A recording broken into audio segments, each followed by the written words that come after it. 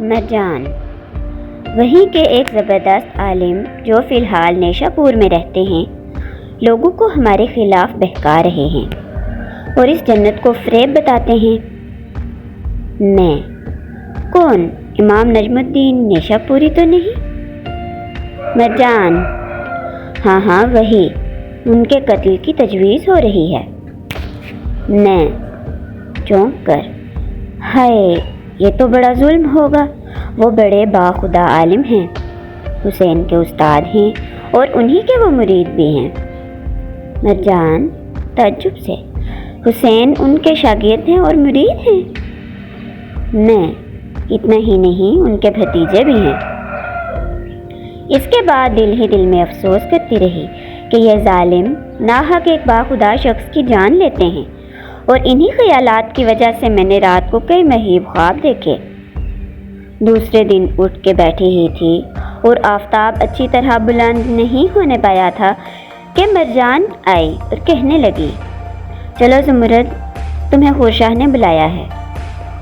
میں پریشانی کی صورت بنا کے، کیوں؟ مرجان میں کیا جانوں، مگر اسی وقت چلو۔ مجبوراً میں اس کے ساتھ گئی۔ وہاں جا کر دیکھا تو ایک خوبصورت لڑکی کے ہاتھ سے لے کر جام شراب پی رہا ہے۔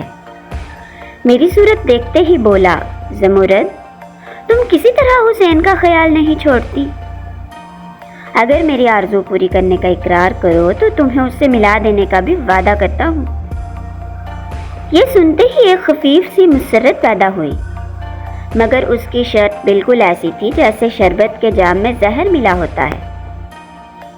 میں نے اور کسی خیال کو دل میں دبا کے کہا، اگر آپ کے رحم نے مجھے ان سے ملا دیا تو زندگی بھر آپ کی لونڈی بنی رہوں گی۔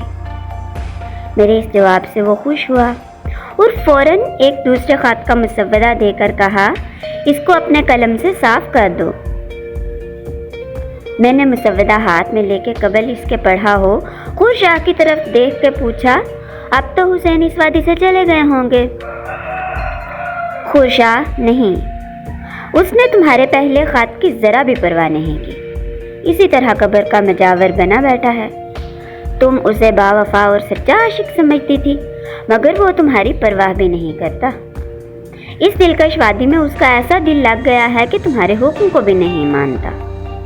میں نہیں، وہ ایسے ہی با وفا ہیں جیسا کہ میں سمجھتی ہوں۔ جس طرح میری جدائی ناگوار تھی، اسی طرح اب انہیں میری قبر کی مفارقت بھی ناگوار ہوگی۔ حسین جوش میں آ گئی، بے شک زمرد، صرف اسی خیال سے میں نے تیرا حکم نہیں مانا تھا۔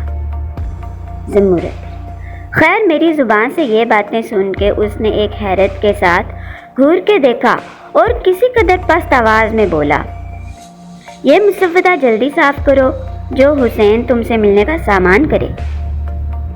مجھے اس مسودے کے پڑھتے ہی حیرت ہو گئی، پڑھتی جاتی تھی اور دل میں کہتی جاتی تھی کہ یہ لوگ کس قدر مکار اور فریبی ہیں۔ بہرحال میں نے خط صاف کر کے دیا اور چلی آئی۔ دوسرے دن مجھے مرجان کی زبانی معلوم ہوا کہ وہ خط تمہارے پاس بھیج دیا گیا ہے۔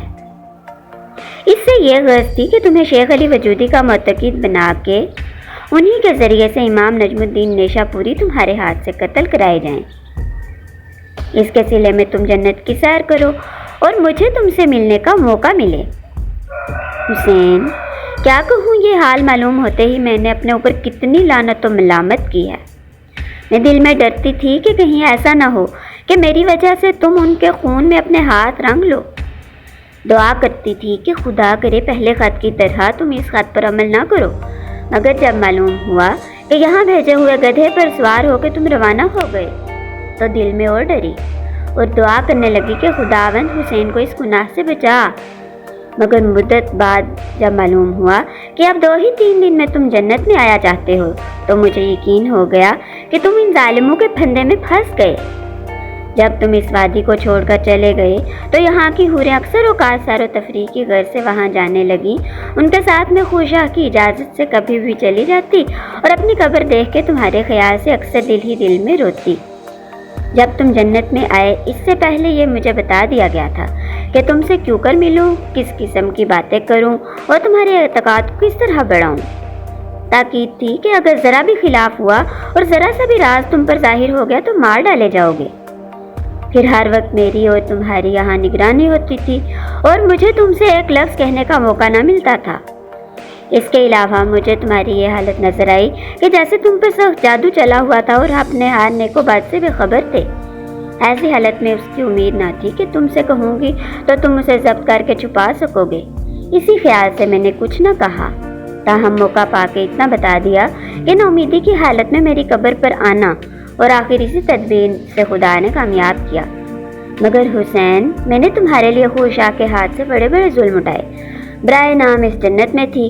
تمہارے جانے کے بعد اور سختیاں ہوئیں، اور اب خوشا کو خیال ہو چلا تھا کہ میں کبھی اس کے موافق نہ ہوں گی، مگر لوگوں کے کہنے سننے اور اس کے دلی میلان کا نتیجہ تھا کہ اس وقت زندہ ہوں۔ حسین، زمرد کو گلے لگا کے، غنیمت ہے کہ اتنی مصیبتوں کے بعد ہم پھر مل گئے، مگر اب مجھے ضرورت ہے کہ ان ظالموں سے ان باتوں کا انتقام بھی لوں۔ جب تک انتقام نہ لے لوں گا کبھی آرام سے بیٹھنا نہ نصیب ہوگا۔ میرے گناہوں کا کفارہ یہی ہے کہ دنیا کو خورشہ، علی وجودی اور تورمانی کی نجاست سے پاک کروں۔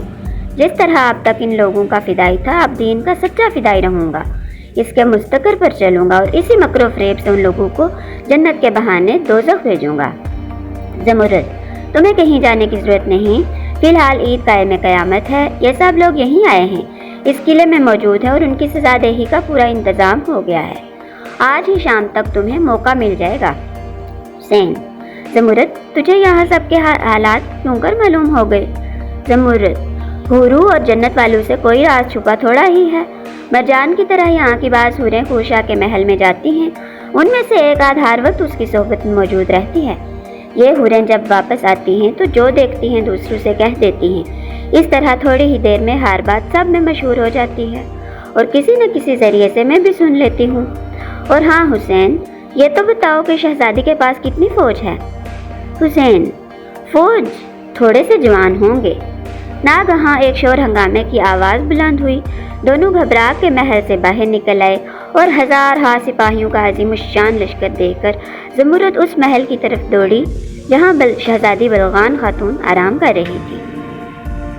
ویڈیو اچھی لگی ہو تو لائک کریں، چینل کو سبسکرائب کریں اور بیل آئیکن پریس کریں۔ اگلی ویڈیو تک کے لیے مجھے اجازت دیجیے۔ اللہ حافظ۔